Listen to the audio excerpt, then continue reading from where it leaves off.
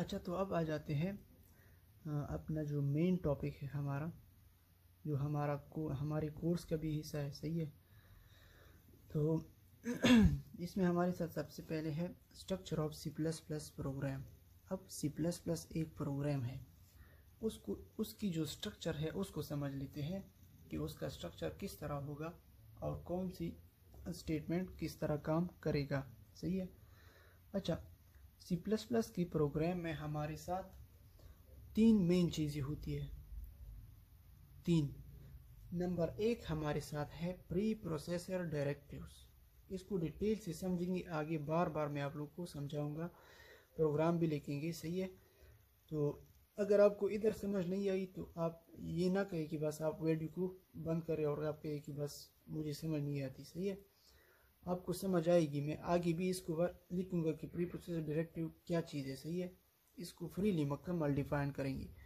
तो सबसे पहले हमारे साथ है प्री प्रोसेसर डायरेक्टिव्स। उसके बाद हमारे साथ दूसरे नंबर पर आ जाता है मेन फंक्शन। सही है। ये मेन जो ख़ास चीज़ें हैं स्ट्रक्चर में, वो मैंने आप लोगों के लिए इधर लिखा है। सही है। सबसे पहले है pre processor directives, number 2 main function है, और number 3 body of the main function है। अब ये body of the main function हमेशा हमेशा करली ब्रेसेस में क्लोज होगा, इसलिए ये इधर मैंने करली ब्रेसेस लगाए हैं, और उसके अंदर ही body of the main function जो है ये इसके अंदर होगा, करली ब्रेसेस के अंदर। सही है। तो ये तीन हिस्से हो गए प्रोग्राम के। ठीक। अच्छा, तो अब ये हमारे साथ क्या है, एक सी प्लस प्लस प्रोग्राम है, उसका स्ट्रक्चर है। सही है। अब जिस तरह मैंने आप लोगों को कहा था कि सबसे पहले प्रोग्राम की तीन हिस्से होते हैं, pre processor directive, main function, body of the main function. तो ये देखो, सबसे पहले आप सिर्फ ये समझो कि ये जो चीज़ है ये हैश इंक्लूड, फिर उसके बाद stream dot h, conio dot h, math dot h, ये तीनों हमारे साथ क्या है, प्री प्रोसेसर डायरेक्टिव है। सही है। ये हमारे साथ ये चीज़ें है। मतलब पहले आप लोगों को सिर्फ ये पता चला कि एक हमारे साथ प्री प्रोसेसर डायरेक्टिव्स होती है। अब आप लोगों को ये भी पता चला कि वो प्री प्रोसेसर डायरेक्टिव्स है क्या, वो ये चीज़ें हैं, ये जो तीन है। और इसके अलावा भी बहुत ज़्यादा हो सकते हैं। सही है। हैश डिफाइन है, बहुत ज़्यादा है, लेकिन वो डिपेंड करता है ना। अच्छा, उसके बाद हमारे साथ है वॉइड मेन, मतलब ये जो हमारा मेन फंक्शन इधर से शुरू होता है। सही है। उसके बाद हमारे साथ body of the main function. Body of the main function हमारे साथ क्या है, सी आउट। अभी सी आउट क्या है इसको भी देखेंगे, ये क्या है, ये क्या है, ये और ये जो सिंबल्स है, ये जो सिंबल्स है सबको डिटेल में समझेंगे। सही है। तो अब इन सिंबल को सबसे पहले इधर लिख लेते हैं। ये जो सिंबल्स है ये, इसको हम सी प्लस प्लस लैंग्वेज में पैरेंथेसिस कहते हैं। क्या, पैरेंथेसिस।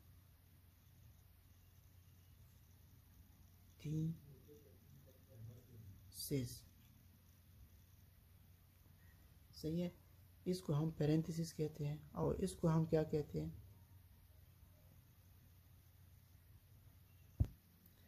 इसको हम करली ब्रेसेस कहते हैं। करली ब्रेसेस। ठीक है। और ये जो सिंबल्स है इसको हम एंगल ब्रैकेट कहते हैं।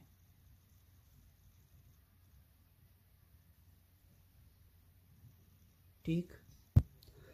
अच्छा, एक और जो सिंबल हम प्रोग्राम में देख रहे हैं और हमारे साथ वो क्या है, ये वाला सिंबल सेमीकोलन, इसको क्या कहते हैं यार। सही है। तो इसको हम सी प्लस प्लस प्रोग्राम में स्टेटमेंट टर्मिनेटर कहते हैं। सही है। स्टेटमेंट टर्मिनेटर, इसका क्या मतलब कि इधर स्टेटमेंट क्या हो गया, टर्मिनेट हो गया। सही है। और ये जो पैरेंथेसिस, ये वाला जो सिंबल है, ये हम अक्सर फंक्शन के लिए यूज़ करते हैं। जिस तरह आप लोगों ने मैथ्स में देखा होगा एफ ऑफ एक्स, तो उसके बाद हम इस तरह ब्रैकेट डालते हैं। तो ये जो है ये अक्सर अवकात फंक्शन की सिंबल को रिप्रेजेंट करता है। सही है। अच्छा, अब ये प्री प्रोसेसर डायरेक्टिव जो हमारे साथ है, इस पर थोड़ा सा बात कर लेते हैं। ये प्री प्रोसेसर डायरेक्टिव जो है ना, इसको हम लाइब्रेरी फाइल भी कहते हैं। क्या? लाइब्रेरी, यार मेरी स्पेलिंग की करेक्टनेस बहुत ही वीक है। इसको हम लाइब्रेरी फाइल भी कहते हैं। अब आप देखो अच्छा, आप लोगों को पता है कि हमारे साथ लाइब्रेरी में क्या होता है? बहुत ज़्यादा किताबें होती है, बहुत ज़्यादा इंफॉर्मेशन उधर होता है। सही है, मतलब मुख्तलिफ़ कंट्रीज़ के बारे में भी उधर इंफॉर्मेशन मिलता है, हर चीज़ के बारे में उधर इंफॉर्मेशन तकरीबन मिल सकती है। इसी तरह ये जो फाइल्स है, ये लाइब्रेरीज़ है किस चीज़ की? इधर जो भी सिंबल यूज़ हुआ है, इन सब की लाइब्रेरी इधर है। सही है, ये इन सब की लाइब्रेरी है। तो इसमें ये भी डिफ़ाइन हुआ है इन लाइब्रेरीज़ में कि इसका क्या मतलब है। ये कंप्यूटर को बताता है ये लाइब्रेरी फाइल, क्योंकि ये प्री प्रोसेसर डायरेक्टिव है, मतलब प्रोसेसिंग से पहले ही प्रोसेस हो चुकी होती है।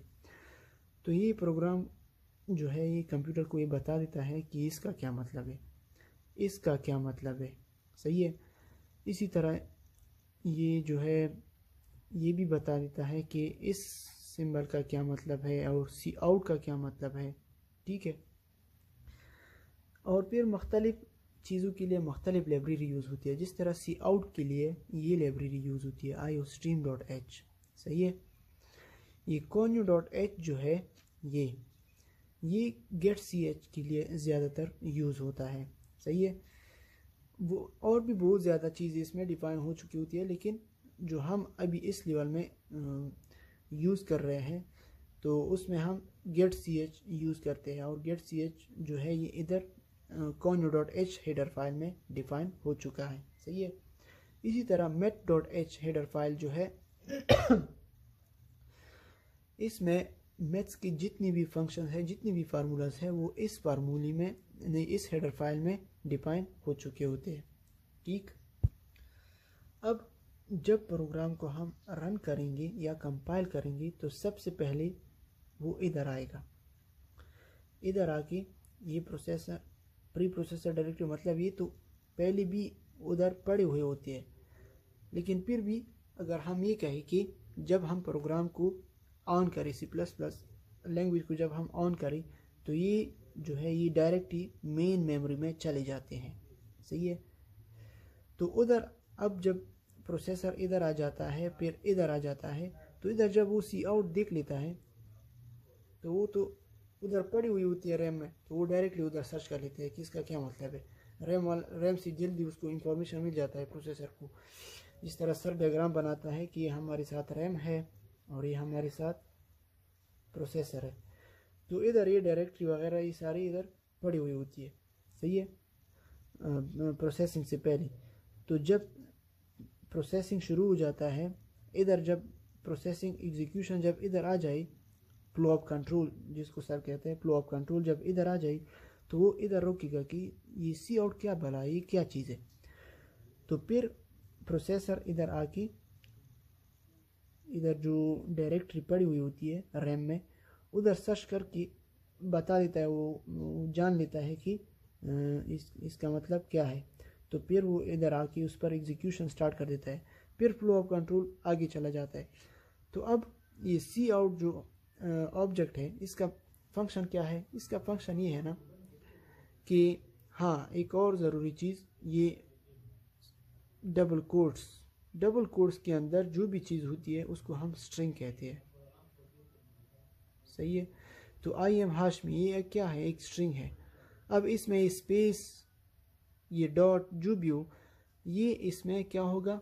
प्रिंट आउट होगा स्क्रीन पे। सही है। इसमें आप जो भी कुछ भी लिखिए, ये प्रिंट आउट होगा, और इसको स्ट्रिंग कहते हैं। जो डबल कोटेशन मार्क्स में क्लोज्ड होते हैं उसको स्ट्रिंग कहते हैं। और ये स्क्रीन पर सब कुछ प्रिंट होगा जो आप इस पर लिखेंगे, इसके दरमियान जो भी आप लिखेंगे वो स्क्रीन पर प्रिंट होगा। सही है। तो ये था थोड़ा बहुत इंफॉर्मेशन स्ट्रक्चर के बारे में, C++ प्रोग्राम की स्ट्रक्चर। आगे भी हम इसको मज़ीद एक्सप्लेन करेंगे। ठीक है। तो तब तक के लिए अल्लाह हाफिज़।